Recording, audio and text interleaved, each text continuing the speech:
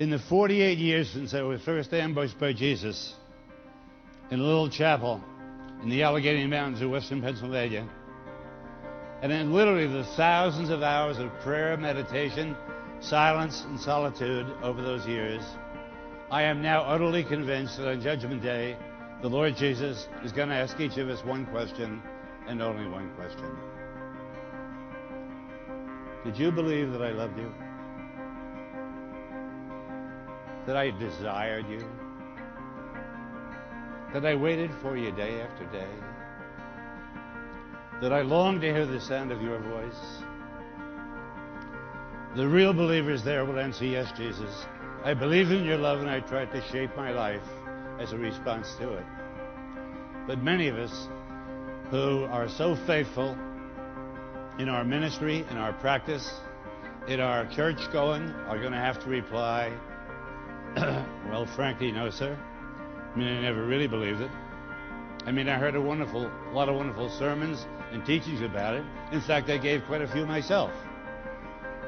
But I always thought that was just a way of speaking, a kindly lie, some Christian's pious pat on the back to cheer me on.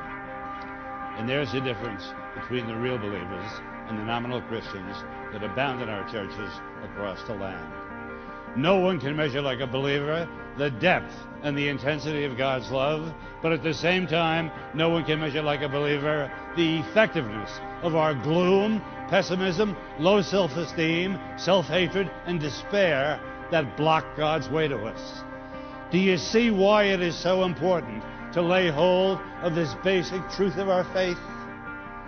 Because you're only going to be as big as your own concept of God.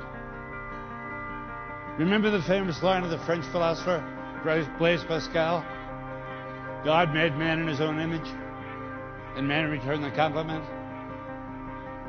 We often make God in our own image, and he wants us to be as fussy, rude, narrow-minded, legalistic, judgmental, unforgiving, unloving as we are. In the past couple of 3 years, I have preached the gospel to the financial community in Wall Street, New York City, the airmen and women at the Air Force Academy in Colorado Springs, 1,000 physicians in Nairobi. I've been in churches in Bangor, Maine, Miami, Chicago, St. Louis, Seattle, San Diego, and honest, the God of so many Christians I meet is a God who is too small for me, because he is not the God of the Word. He is not the God revealed by and in Jesus Christ, who this moment comes right to your seat and says, I have a word for you. I know your whole life story. I know every skeleton in your closet. I know every moment of sin, shame, dishonesty, and degraded love that has darkened your past.